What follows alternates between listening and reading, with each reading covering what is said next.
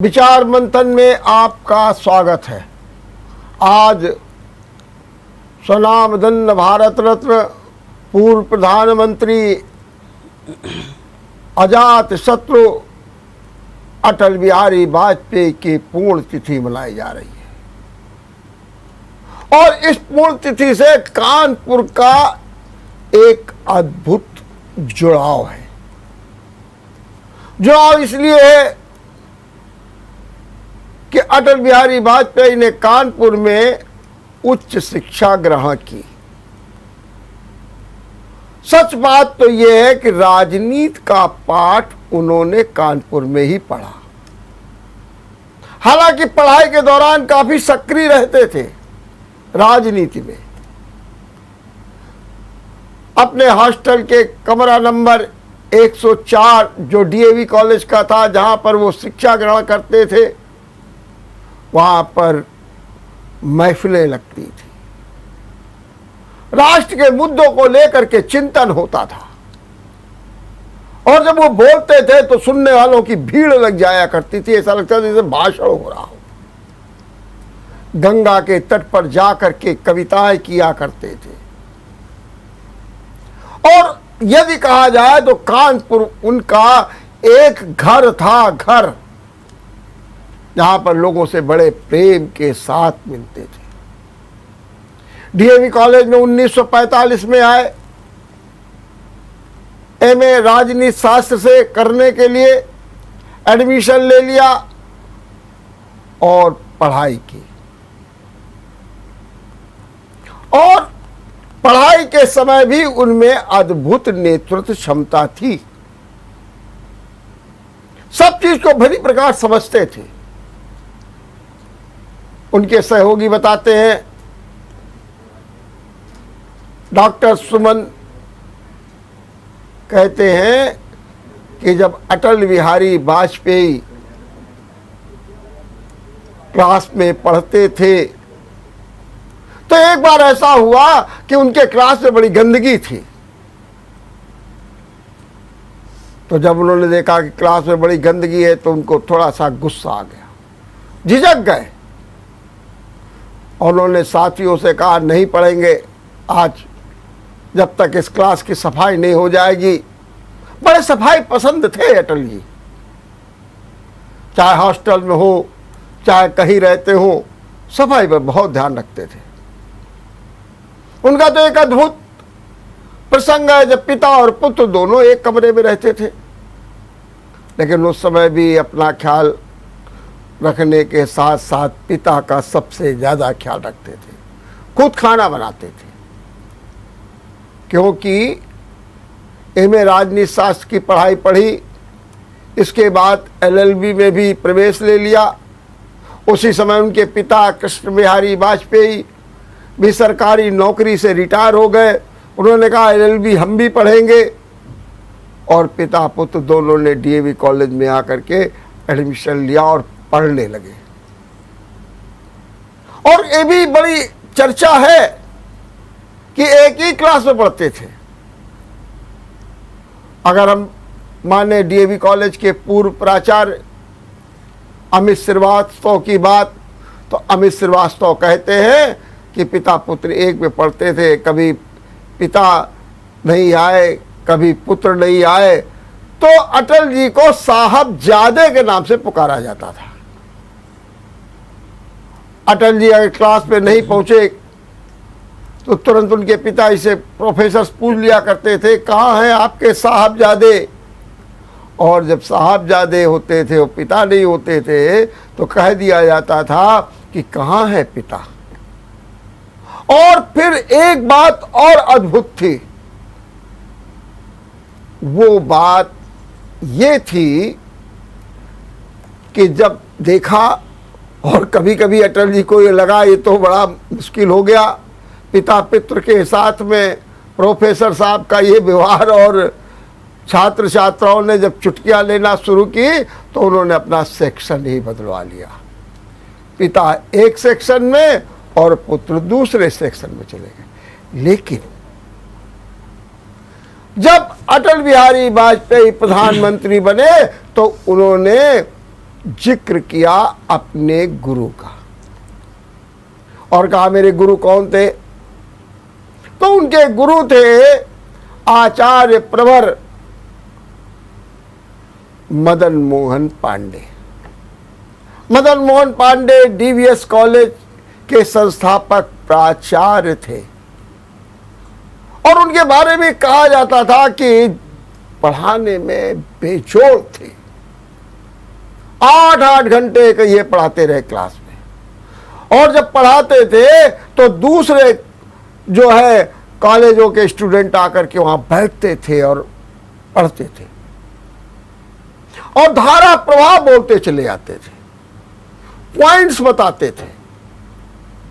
ऐसे शिक्षक का मिलना बड़ा मुश्किल होता है, लेकिन अगर अटल जैसा व्यक्तित्व विकसित हुआ है तो ऐसा गुरु भी उनको मिला है। और ऐसे ही गुरु मदन मोहन पांडे को अटल जी बार बार याद करते थे और मुझे मालूम है व्यक्तिगत रूप से मैं जानता हूं कि मदन मोहन जी पांडे अटल जी पर भी गर्व करते थे। कहते थे मेरा एक ऐसा, उन्होंने जैसे देख लिया हो उनकी प्रतिभा को।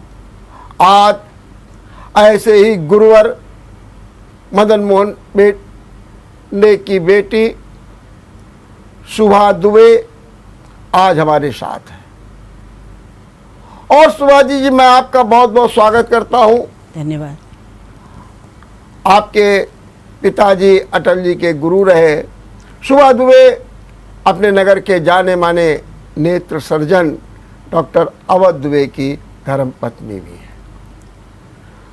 डॉक्टर सुभा दुबे, मैं आपका एक बार फिर अभिनंदन करता हूं। आपको ये सौभाग्य है कि आप ऐसे पिता की पुत्री, वर्दी कहते हैं सना वर्दी डॉटर, ये मैं तो ये कहूँगा कि आप योग्य सुयोग्य बेटी हैं और आपको ये सौभाग्य प्राप्त। सबसे पहले मैं आपसे जानना चाहूँगा कि आपको कब आपके पिताजी ने अटल जी से अवगत कराया, या आपको कब पता लगा मेरे पिता इतने महान हैं? आपको अपने पिता पर गर्व हुआ जब उन्होंने जिक्र किया अटल जी का। मेरा जन्म 1951 में हुआ। अटल जी ने 1945 में हमारे पिताजी के सानिध्य में पढ़ के अपने एमए की पढ़ाई पूरी करी। जब हम बच्चे थोड़ा समझदार हो गए, मेरे 3 और बड़े भाई हैं, हम सबको बिठा के हमारे पिताजी अपने शिष्यों की बातचीत बहुत करते थे।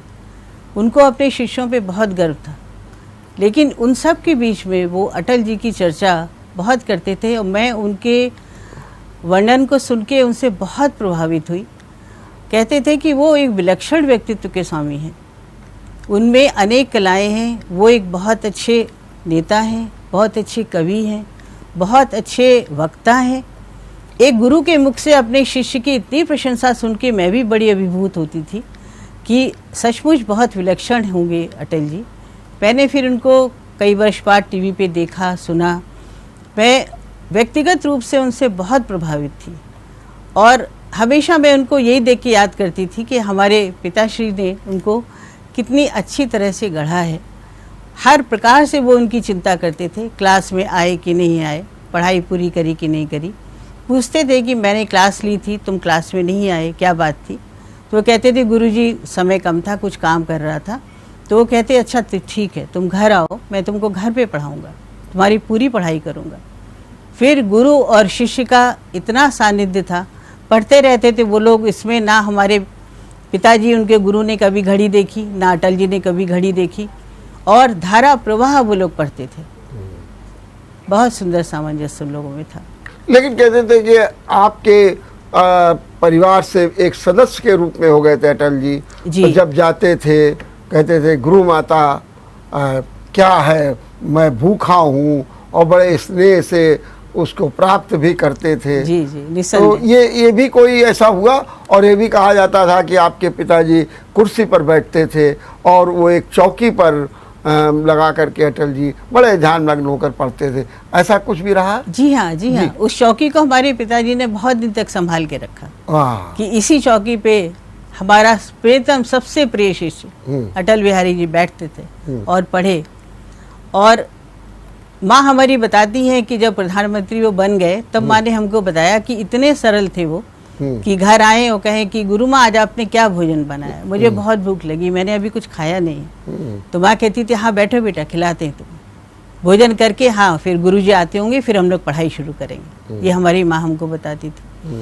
और बहुत ही सरल व्यक्तित्व, कितना सरलतम व्यक्तित्व उनका था कि हमारे सब परिवार वाले यही समझते थे कि हमारे घर के ही सदस्य हैं। जब भी वो कभी भी आए कभी भी जाएं, घर में उनका कभी कोई हमेशा आना जाना, आदर सम्मान सब रहा। सभी लोग उनसे बहुत प्रभावित थे, अटल जी से। शुरू में ही जब उनके विद्यार्थी काल में ही सब लोग उनसे बहुत प्रभावित थे। अब ये भी देखा गया है कि अटल बिहारी वाजपेयी के कानपुर या यूँ कहें कि कनपुरिया लहजा लोगों को बड़ा पसंद था, और अक्सर लोग जब उनसे मिलते थे तो बड़े प्रेम से अटल जी उनसे मिलते थे। जी जी। एक हमारे जो वर्तमान सांसद हैं सत्यदेव पचौरी जी लिखते हैं कि जब मैं शुक्लागंज में रह रहा था तो इनके बड़े भाई श्रीनिवास शास्त्री वहीं रहते थे। एक बार अटल जी लखनऊ चले और सत्यदेव पचौरी के घर पर आ गए और आकर के लेट गए, कोई सूचना नहीं थी। जब इनके भाई श्रीनिवास शास्त्री जो कि साथ में डीएवी कॉलेज में पढ़ते थे, जब वो आए उन्होंने कहा बताया नहीं। तो उन्होंने कहा बताना क्या था, मुझे आपकी बड़ी याद आ गई, श्रीनिवास शास्त्री से बोले, और इसलिए मैं चला आया, घर अपना है, मैं लेट गया। श्रीनिवास शास्त्री अवाक रह गए। फिर राजनीति क्षेत्र में जब बातचीत हुई, सत्यदेव पचौरी के चुनाव लड़ने की बातचीत हुई, तो श्रीनिवास शास्त्री ने जब कहा अटल जी से, तो अटल जी बिल्कुल भाव विभोर हो गए। दोस्त है, दोस्त दोस्त की बात माननी है। और उसके बाद उन्होंने कहा कि अब इस टिकट का फैसला तो मैं स्वयं करूंगा, और 2004 में सत्यदेव पचौरी को उन्होंने टिकट दे दिया। देखिए एक सबसे बड़ी बात थी, वो सबसे मिलते थे जुलते थे। सुभाष जी जब मिलते थे जुलते थे तो ये भी था कि जब भी अटल बिहारी जी कानपुर आते थे तो अपने गुरुवर का स्मरण करते थे और उनसे जरूर मिलते थे, उनके हाल चाल लेते थे। क्या ऐसा भी होता था? जी हाँ, उनको हमेशा बुलाते थे वो, और बाबूजी से मिलते ज़रूर थे। और जब वो प्रधानमंत्री बने तब उन्होंने कहा इंटरव्यू में कि मेरे गुरु श्री मदन मोहन पांडे जी कानपुर में रहते हैं, मैंने अपनी शिक्षा उन्हीं से ग्रहण करी है। और पेपरों में नेचुरली सभी मीडिया वाले भी हमारे घर आए, सबने बाबूजी का इंटरव्यू लिया, तो उनके मुख से रुआंसे होकर सिर्फ यही निकला कि यही मेरी गुरु दक्षिणा है। इतनी ऊंचाइयों पे ये मेरे शिष्य पहुँचे हैं, मुझको बहुत गर्व है उनके ऊपर, बहुत गर्व है, मैं शब्दों में बयान नहीं कर सकता। लेकिन जब कानपुर आते थे तो ये भी हुआ कि आप लोगों की इतनी व्यस्तता थी कि आप वो सौभाग्य नहीं प्राप्त कर पाए अटल बिहारी वाजपेयी से मिलने के लिए। हाँ। और ये भी था कि आप जब वो दिल्ली गए थे मिलने के लिए तो आपको भी जाना था, लेकिन आप नहीं जा पाए थे। क्या ऐसा भी हुआ था? जी हाँ, जी हाँ। जब वो जा रहे थे तो उन्होंने डॉक्टर साहब से कहा था, जो मेरे पति हैं, कि आप भी चलिए साथ में, तो अटल जी से मिलवा देते हैं। पर उस समय डॉक्टर साहब के कुछ फ्री कैंप्स चल रहे थे, तो उन्होंने कहा नहीं हम तो नहीं जा पाएंगे, आप मिलाइए। और हमारे पिताजी बहुत संकोची स्वभाव के भी थे, तो वो उनको ना लगे अनावश्यक रूप से वो उनके तरफ बढ़ रहे हैं या अपने परिवारजनों को लेके पहुंच रहे हैं, तो ऐसा वो नहीं करते थे। जब वो मिलने के लिए बुलाते भी थे तो हमारे बाबूजी अकेले ही जाते थे, हम लोग से कभी उन्होंने कहा नहीं कि चलो तुम लोग को भी मिलो। मैंने उनमें ये ऐसी कोई महत्वाकांक्षा जी नहीं। दिखावा कि अटल जी नहीं। मेरे शिष्य हैं, आओ देखो मैं कितना, ऐसा कुछ उनमें था नहीं, बिल्कुल भी क्योंकि नहीं। वो तो बड़े कम बहुत बोलते थे, मुझे मालूम है कम बोलते थे, गूढ़ बात करते थे और बड़े ही सामान्य रूप से रहते थे। मुझे मालूम है कि हमारे कानपुर के हर व्यक्ति का जैसे कोई जुड़ाव हो। हमारी महापौर रमीला पांडे कहती है कि 13 दिन की सरकार चली गई, दीनदयाल विद्यालय में पुरस्कार वितरण करने के लिए आए और उन्होंने पुरस्कार वितरित किया। उस समय एक लड़का था हेमंत मोहन, और उसे जब पुरस्कार दिया तो बोले देखो हारना नहीं है तुम्हें। और इसके बाद प्रमिला जी लिखती हैं कि वो हमारे घर आ गए और घर आकर के बोले चौबे जी की जो है पानी पूरी खाना है। प्रमिला जी लिखती हैं कि उन्होंने अपने देवर को तुरंत भेजा, चौबे जी की पानी पूरी मंगाई और जिसको बड़े रुचि के साथ उन्होंने खाया। कितना अपनत्व भाव था जी। और ये अपनत्व भाव भी कहीं ना कहीं आप लोगों को भी दिखा होगा। मुझे तो पता है कि जब आते थे अटल जी, या जब शिक्षा पूरी कर ली थी तो हालचाल तो लेते थे। और ये भी सुना है कि कभी वो ग्वालियर से जब आए एक बार तो कुछ गिफ्ट विफ्ट भी लेकर के आए थे। जी जी, हमारे घर में एक बहुत सुंदर डिनर सेट था। हाँ, तो हमने बाबूजी से पूछा कि ये बड़ा खूबसूरत है, आप कहाँ से लाए, कब लाए? तो उन्होंने बड़े गर्व से कहा कि अटल बिहारी जी लाए हैं हमारे लिए। तो हमने कहा अच्छा। बोले हाँ, ग्वालियर की पॉटरी बहुत अच्छी होती है तो वहाँ से लाए हैं, ये मेरे लिए बहुत कीमती है, बहुत अमूल्य गिफ्ट है ये मेरे लिए। बड़े ध्यान से उसको सर्व लगाना, फिर टेबल पे डब्बे में पैक कराना, बड़े अच्छे से रुचि से देखते थे। और गिफ्ट वो शायद माँ के समय तक तो था, वो मैंने देखा है जब तक मेरी माँ जीवित थी, बाबूजी थे तब तक मैंने वो गिफ्ट वहाँ पे देखा है। फिर घर वगैरह शिफ्ट हुआ तो फिर वो मुझे पता नहीं कहाँ पर है। ठीक बात। लेकिन एक बात ये भी कहा जाता है कि आपके पिताजी का जो है अटल जी से बहुत जुड़ाव था। हालांकि आपके पिताजी के बहुत शिष्य हुए, मैंने देखा है, मैंने सुना है, मैंने पढ़ा है। जी हाँ। IAS अधिकारी हुए, राज्यपाल हो गए, राष्ट्रपति तक हो गए। मतलब पांडे जी ने जिनको पढ़ाया उनको एक अवसर मिलता रहा और वो जो थे वो पीछे मुड़ करके नहीं देखते थे जैसे अटल जी ने किया। तो अगर आपसे हम पूछें कि कई बार ऐसा अवसर आया कि जब वो चर्चा करते होंगे कि मेरा वो भी शिष्य है, मेरा वो भी शिष्य है, क्यों करते थे मुझे मालूम है। और एक शिष्य पर ही जो गुरु होता है, गुरु को अपने शिष्य पर बड़ा गर्व होता है, बहुत गर्व, इसमें दो राय नहीं है। और जितना कहते हैं कि शिष्य बढ़ता है गुरु को उतना ही आनंद आता है। क्या हम आपसे ये जानना चाहेंगे कि जब पांडे जी इस तरीके के स्वरूप को देख रहे थे, उनका शिष्य इस तरीके बढ़ रहा था, तो आपने अन्य शिष्यों से अटल जी को कहाँ अलग पाया आपने? अन्य शिष्यों के बारे में तो वो थोड़ा बहुत बोलते थे। अच्छा। कि वो IAS ऑफिसर हैं, वो जजेस हैं, क्योंकि हम लोग जब बाबूजी के संग किसी शादी वगैरह में जाते थे जी, तो आगे बढ़ना मुश्किल होता था, इतने लोग उनके पैर छूते थे। तो वो कहते थे, लेकिन ये जरूर कहते थे ठीक है सब, पर अटल बिहारी जैसा शिष्य मेरा कोई नहीं हुआ। लेकिन उनमें इतना सम्मान था अपने गुरु के प्रति, जैसे हृदय से वो उसको महसूस करते थे जी, और साक्षात उनमें अपनी छवि भी देखते थे। शुरू से उन्होंने उनको पहचाना और ये बराबर इसी प्रयास में लगे रहे कि उनमें सारी कलाएं विकसित हों, हर तरह के एक संपूर्ण व्यक्तित्व बने अटल जी। और काफ़ी उनको अपने साथ रखते थे और उनकी पढ़ाई पे तो खैर ध्यान देते ही थे, लेकिन थोड़े शिष्यों की बात करने के बाद वो तुरंत आ जाते थे अटल बिहारी जी पे, उनकी बात करने लगते थे। हाँ, मैंने शिष्यों की चर्चा करने में मतलब अटल जी प्रमुख की रूप चर्चा से वो उनकी ही चर्चा करते थे, उनकी चर्चा करते थे। लेकिन आपने भी अटल जी को काफ़ी देखा है, उनको सुना है जी, और जी। निश्चित रूप से मुझे मालूम है कि जब जब अटल जी ने कोई उपलब्धि हासिल की है तब तब आपके घर के टीवी खुल गए हैं। जी, इसमें दो राय बहुत नहीं। पसंद था, और बहुत सब लोग बड़े तो जब आपने इस रूप में देखा तो आपको क्या अनुभूति होती थी, नंबर एक, और नंबर दो, आप अटल जी को अन्य शिष्यों के अलावा कितना अलग पाती थी और उनमें क्या विशेषता पाती थी? दो सवाल है। देखिए, बच्चों से जब कोई पिता बात कर रहे हो और प्रमुख रूप से जिस व्यक्ति की बात करें तो ये स्वाभाविक है कि बच्चों का झुकाव और इंटरेस्ट उनमें होगा कि ऐसी क्या बात है कि मेरे पिता हमेशा उन्हीं की बात करते हैं।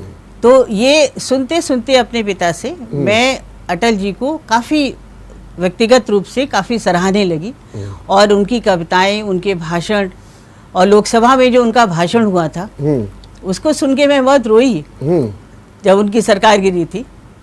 तो अटल जी व्यक्तिगत रूप से मेरे पिताजी ने हमारे पूरे परिवार के सामने अटल जी का ऐसा चित्र हमेशा प्रस्तुत किया जो कि सच था, कि हम सब लोग पूरे परिवार वाले उनके बहुत ही उनको प्रेम करते थे, बहुत आदर देते थे, अपने परिवार का ही सदस्य मानते थे।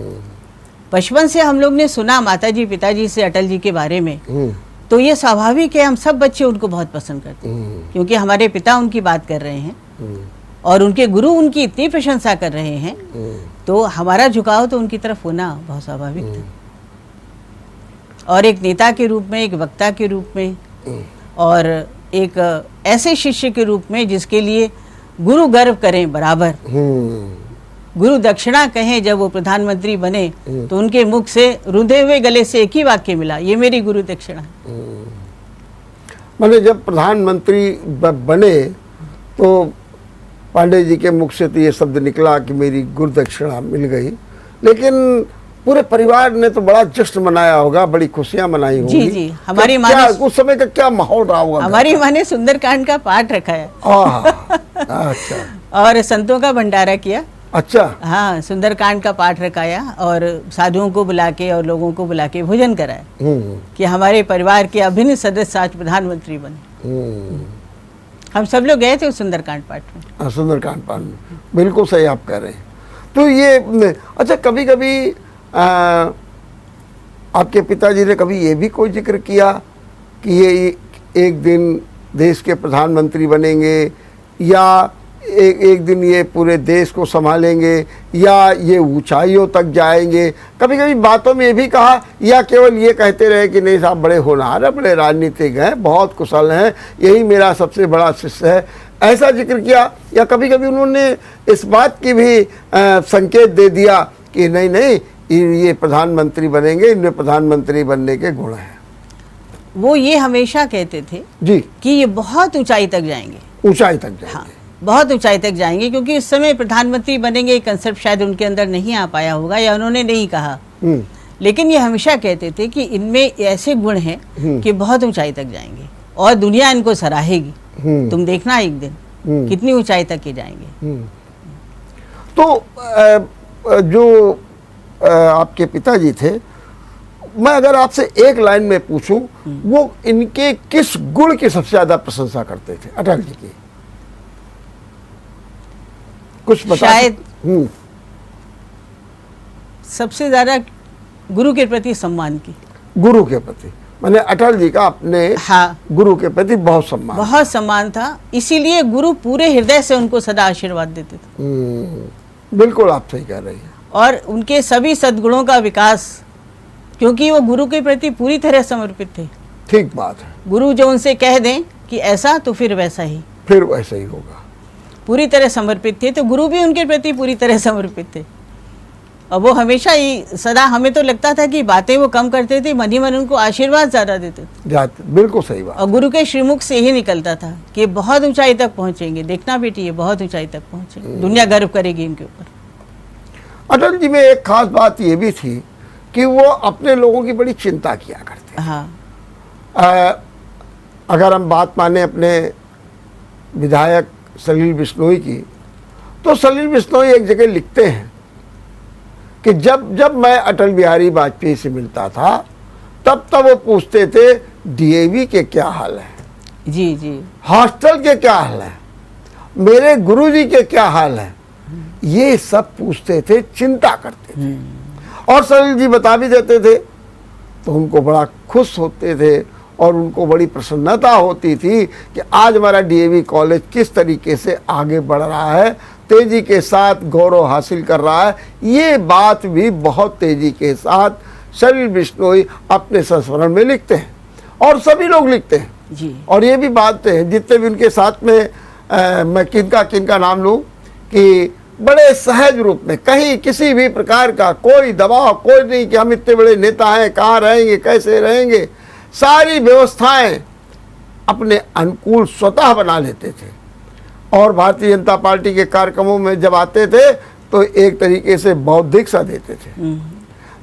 जब 13 दिन की सरकार गिर गई, अटल जी कानपुर आए, तो कानपुर आने के बाद उन्होंने एक बैठक की और बैठक में उन्होंने कहा कि अब समय क्या आ गया है, उन्होंने कहा अब समय आ गया वाक चातुर्य का, क्या अब श्रेय का नहीं प्रेय का आ गया, उन्होंने भी कहा। और उन्होंने उसी समय ये कहा कि कौरव कौन है पांडव कौन है ये बताना मुश्किल है, लेकिन दोनों ओर शकुन की कुटिलता का जाल है। ये बात उन्होंने कही। तो अटल जी में एक खास बात ये थी कि अटल जी हर चीज को बड़े अच्छे लहजे में सामान्य रूप से कहते थे। और बताते हैं जो लोग उस बैठक में मौजूद थे कि अटल जी ने जो बातें कही, और उसमें एक बात सबसे बड़ी आती थी कि अटल जी को कभी भी किसी ने निराश नहीं देखा, कभी भी उनको कोई हताश परेशान नहीं देखा। सरकार गई चली गई, और उन्होंने पार्लियामेंट में कहा कि सरकार आती रहेगी जाती रहेगी, ये शब्द उनके थे, लेकिन हमारे मूल्य क्या होंगे, हमारी नैतिकता क्या होगी, इस पर वो अटल जी सबसे ज्यादा जोर देते थे।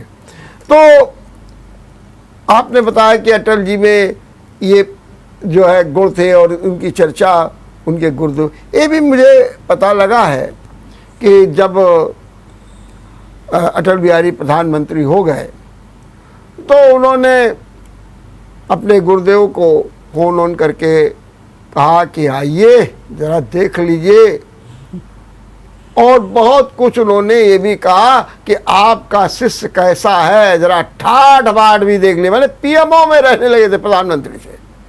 क्या आपको पांडे जी ने इस दिशा में भी कुछ बताया था? जी, उन्होंने कहा था कि अटल बिहारी ने मुझे निमंत्रण दिया है कि गुरुजी आप दिल्ली आइए, एक दिन मेरे ऑफिस में बैठिए विराजिए, तो सोचते हैं एक दिन हो आए।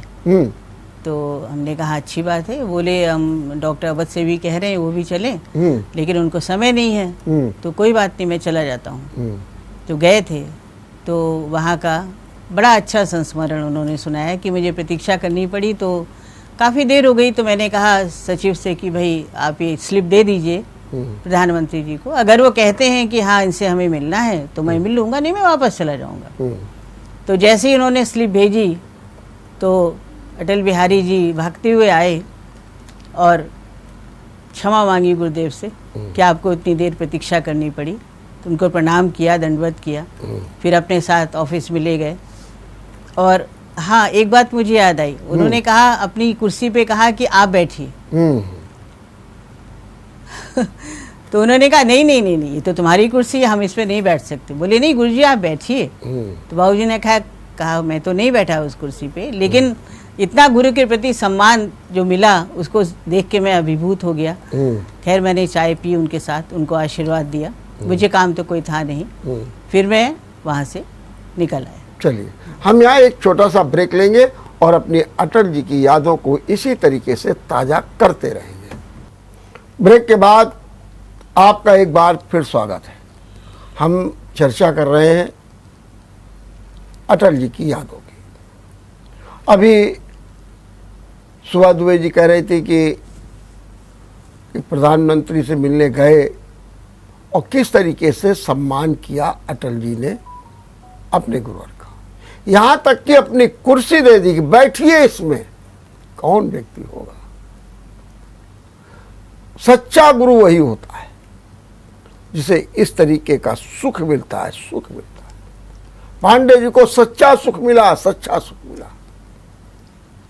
बड़े सौभाग्यशाली थे, बड़े पुण्य प्रतापी थे, पूज्यपाद थे, जिन्होंने इस तरीके का गौरव हासिल किया। जब अभी चर्चा हो रही थी कि अटल जी प्रधानमंत्री से मिले, तो अगर हम थोड़ा सा इसको और देखते हैं तो पांडे जी के बेटे हैं डॉक्टर के पांडे, वो भी डीवी कॉलेज में प्रोफेसर थे। उनका मैं एक संस्मरण पढ़ रहा था। वो लिखते हैं कि जब अटल जी से पांडे जी मिले तो चर्चा थोड़ी सी हो गई कि क्या हो रहा है, कैसे क्या चल रहा है, क्या है। तो कहते उसी में पांडे जी ने कहा कि मेरी हार्दिक इच्छा है कि मैं एक स्कूल खोलूं। तो अटल जी ने कहा ये तो बड़ा पवित्र कार्य है, बिल्कुल खोलिए, बताइए, बहुत अच्छा। तो उनके मुख से निकला कि आप क्या करें, वो मान्यता नहीं मिल पा रही है, कोई कारण भी नहीं बताया जा रहा कि मान्यता इसलिए नहीं दी जाएगी, और मान्यता भी नहीं मिल रही है। अटल जी ने कहा है ये हो गया। तो उस समय शिक्षा मंत्री थे राजनाथ सिंह। अटल जी ने तुरंत राजनाथ सिंह को फोन किया और बातचीत की। राजनाथ सिंह ने कह दिया होगा कि हाँ हाँ हो जाएगा, फिर क्या दिक्कत है। तो कहते हैं अटल जी ने कहा, काह विलंब और कई कारण, अब विलंब क्यों, किस कारण अब विलंब आप करेंगे, माने दे दीजिए मान्यता, हो गई बात जब आप कह रहे हैं। और कहते 2 दिनों के अंदर मान्यता का पत्र पांडे जी के पास आ गया था। ये होती है कार्यशैली, इसे कहते हैं सम्मान। टालने की बात नहीं, हाँ हाँ हो जाएगा, निश्चित हो जाएगा, आप बिल्कुल धैर्य रखिए। लेकिन नहीं, अटल जी जानते थे, तो उन्होंने कहा सीधे तौर पर राजनाथ सिंह से, का विलंब कई कारण, और तुरंत 2 दिन के अंदर मान्यता का पत्र आ गया। ऐसी शख्सियत थे पांडे जी। और अटल जी का कानपुर से कितना लगाव था, मैं कहां कहां तक जिक्र करूं। कानपुर विश्वविद्यालय में दीक्षांत समारोह होना था। कुलपति जी ने अपने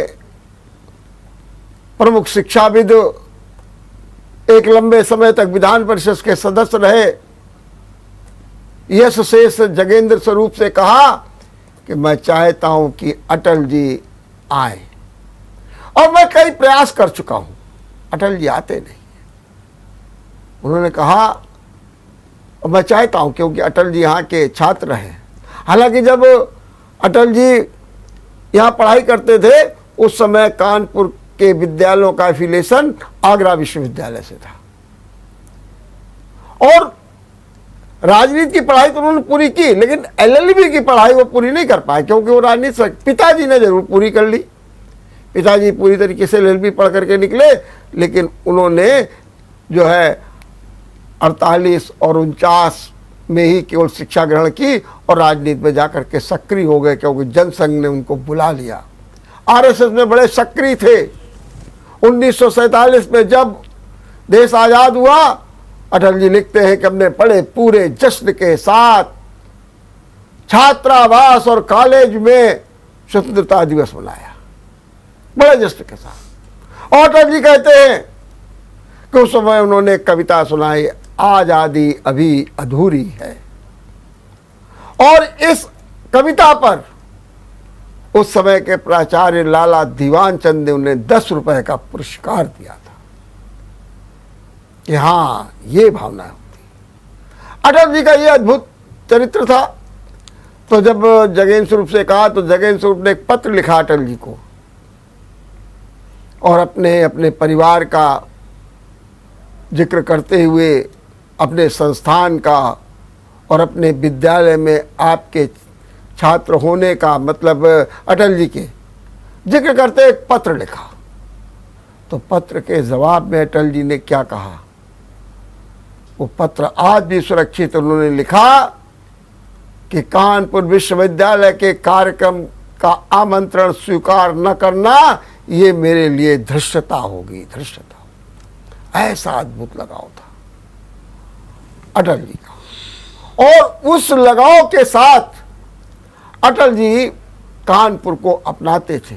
इतना ही नहीं है, कानपुर में भाषण दें और कानपुर का जिक्र न करें, उन्हें मालूम था। एक बार एक मीटिंग में बोल रहे थे और कहा मुझे पता ही नहीं लगता है कि कानपुर में जो सड़क है उसमें गड्ढे हैं कि गड्ढों में सड़क है, जिक्र कर रहे थे।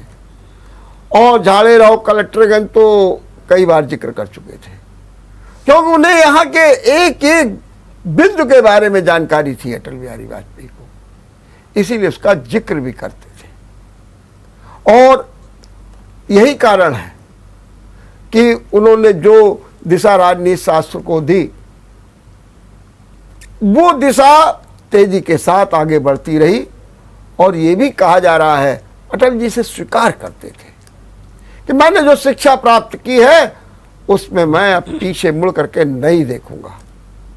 ऐसे तमाम संस्मरण हैं, तमाम यादें कानपुर से जुड़ी हुई हैं और सच बात तो ये है कि इस पर बहुत कार्य होना चाहिए। डीएवी कॉलेज में जो 104 नंबर कमरा है जिसे में अटल जी और उनके पिताजी दोनों रहते थे, उसे तो एक अच्छे स्मृति के रूप में बना ही दिया गया है। वहाँ पर एक एक्सीलेंट सेंटर की बात हुई है, लेकिन उसे मूर्त रूप देने की ज़रूरत है। अटल जी की उपादेयता को कैसे ये कानपुर और आगे बढ़ाए। अब एक प्रस्ताव ये भी था कि बड़ा चौराहे का नाम अटल चौक, वीआईपी रोड का नाम अटल मार्ग, प्रस्ताव पास हुआ है, लेकिन अभी उसे मूर्त रूप देने की बड़ी आवश्यकता है। सुभाष जी, मैं आपसे लगातार आपके पूज्य पिता और अटल जी का जिक्र कर रहा था। कभी कभी आपने अटल जी को सुना, क्या आपको अटल जी के कई चरित्र थे। एक तो पत्रकार बनना चाहते थे, तो खैर उन्होंने थोड़े दिन किया, लेकिन वो एक पत्रकारिता जिस तरीके की थी उसमें उन्होंने रम करके काम किया। कवि बने, कवि हृदय, प्रखर वक्ता, ओजस्वी वक्ता के रूप में थे। तो जी आपको मैं ये जानना चाहूँगा कि आपको ये पक्ष जो इनका था, रचना धर्मिता का जो पक्ष था, इसको आपने किस रूप में देखा और क्या आपने उनका कोई संकलन किया या आपने कोई ऐसी उनके उदाहरण लिए जो आपको बार बार ये लगता है, कहते हैं कि नहीं नहीं अटल जी की ये बातें वास्तव में राष्ट्र के निर्माण के लिए, राष्ट्र को सिर में पहुंचाने के लिए, राष्ट्र को विश्व गुरु बनाने के लिए सबसे बड़ा संबल हो सकती है। क्या कहना है आपका इस बारे में? जी बिल्कुल, अटल जी जैसे नेता भारत का सौभाग्य है और उनकी वाणी में जो ओजस्विता थी और जो सच्चाई थी, जो सत्यता थी उनके शब्दों में, वो हृदय से निकलती थी, इसलिए सीधा हृदय पे प्रभाव डालती थी। उनको मैंने बहुत सुना, कई बार सुना, विशेषकर जब वो लोकसभा में उनका भाषण हुआ था, वो मैंने रिकॉर्ड भी किया था। उसमें उनका उद्बोधन लग रहा था जैसे एक दिव्यता लिए हुए था और अक्सर वो नेत्र बंद करके बोलते थे। नेत्र बंद कर, जी, नेत्र बंद करके बोलते थे। कविता का पाठ भी नेत्र बंद करके ही करते थे ज़्यादातर। तो वो जो उद्बोधन उनका था, उसमें सबसे ज़्यादा जिन शब्दों ने मुझे झकझोरा और जागृत किया, उन्होंने कहा कि कुर्सी की मुझे चिंता नहीं है, ये तो आती जाती रहती है, सरकारें गिरती हैं, सरकारें आती हैं, दूसरी बन जाती हैं, पर जिस नैतिकता के साथ समझौता किया जा रहा है और जो नैतिकता का ह्रास हो रहा है, वो देश के लिए बहुत बड़ा अहित है और इसकी मुझे चिंता है। मुझे इसकी चिंता नहीं है कि मेरी सरकार जा रही है, पर मेरे देश का अहित ना हो, मेरे देश का हित हो हर प्रकार से, कोई भी आए मेरे देश का हित होना चाहिए, इसकी मुझे चिंता है। ऐसा देश का प्रधानमंत्री जिसके कि भारतवर्ष को सबसे ज़्यादा ज़रूरत थी उस समय, वो उद्बोधन मुझे उनका बहुत अच्छा लगा। मैं बहुत द्रवित भी हुई उनके उद्बोधन पे। उनका कविता पाठ भी बहुत ओजस्वी होता था और शब्द सीधे हृदय में पहुंचते थे और अद्भुत उनकी जो वाक शैली थी, उनकी जो जिसको वक्ता तो नहीं कहना चाहिए, वक्ता शब्द बहुत छोटा है, जिस तरह से वो बोलते थे, लगता था साक्षात प्रभु की वाणी से ही बोलते थे। बहुत अच्छा बोलते थे, उससे मैं बहुत प्रभावित। और नेता के रूप में तो कहना ही क्या है, अटल जी जैसे नेता इतने सरल, मिलनसार और सबके अपने, जो उनसे मिलने लगता है तो हमारे ही हैं, अपने ही हैं, उतने ही प्रेम से सबसे मिलते थे। अच्छा, जब आपको या आपके परिवार को अटल जी के महाप्रयाण का समाचार मिला, फिर क्या हुआ परिवार में? एक मौन रहा। हाँ, हम लोगों ने सब हम लोग इकट्ठे हो गए थे अच्छा। घर में, हम सब भाई बहन, हम्म, और एक मौन श्रद्धांजलि हम लोगों ने उनको दी। हम्म, शिष्य भी गुरु में समाहित हो गए। हम्म, उसके पहले उनके गुरुदेव का महाप्रयाण हो चुका था। हम्म, और प्रभु से प्रार्थना करी कि हे प्रभु, इस भारतवर्ष की धराधाम पे बार बार ऐसे ही नेता को जन्म देना, हम्म, जो देश के हित की इतनी चिंता करे, देशवासियों की चिंता करे, प्रतिपल देश के लिए ही जिए वो, ऐसा लगता था। सुहा जी, जब भी ऐसे संस्मरण आते हैं आप और आपका परिवार भावुक हो जाता है निश्चित रूप से। और ये ऐसे क्षण होते हैं क्योंकि मानव बड़ा संवेदनशील होता है। आपकी संवेदनशीलता को मैं समझ सकता हूँ कि आपने किस तरीके से क्या आज राष्ट्र में ऐसे नेताओं का अभाव होता जा रहा है या ऐसे नेता है नहीं? एक थोड़ा सा अलग हट करके हम क्वेश्चन पूछ रहे हैं आपसे। आजकल भारत के लिए बहुत सौभाग्य है कि आजकल जो देश में नेता हैं वो वास्तव में देश के लिए सोचते हैं। और हम लोग को बहुत गर्व है कि हमारे देश में ऐसे नेता हैं जिन्होंने विश्व में भारत का नाम रोशन किया है। और भारतवर्ष ही एक ऐसा देश है, हम तो बहुत आध्यात्मिक लोग हैं, हम लोग प्रभु को बहुत मानते हैं। तो भारतवर्ष ही ऐसा देश है जहाँ पे प्रभु ने साक्षात अवतार लिया है। किसी पुत्र या और स्वरूप में प्रभु नहीं आए, साक्षात प्रभु आए हैं। तो ये भी सोचते हैं कि प्रभु रक्षा करेंगे इस देश की, हमारे देश की प्रभु रक्षा करेंगे। और जो भी नेता आजकल हैं, भारत का इस समय जो वातावरण है, मोदी जी हैं और सभी नेता जो हमारे बीजेपी के हैं, सर्वोपरि मोदी जी, बहुत किया उन्होंने देश के लिए और हमेशा देश के लिए ही सोचते हैं। सबका विकास, सबका साथ लेकर चलते हैं। और ये भावना उन्होंने देश में वो ले आए हैं कि कुछ भी सांप्रदायिक या अलग अलग नहीं है, सबको उन्होंने एक मुट्ठी में, एक जोड़ में बांधा है। ये बहुत बड़ा कार्य है। हमारा देश का जो नागरिक थे वो काफी विभाजित थे, कुछ सांप्रदायिक में, कुछ जाति में, कुछ ऐसा था, कुछ एकता से कुछ कमी थी।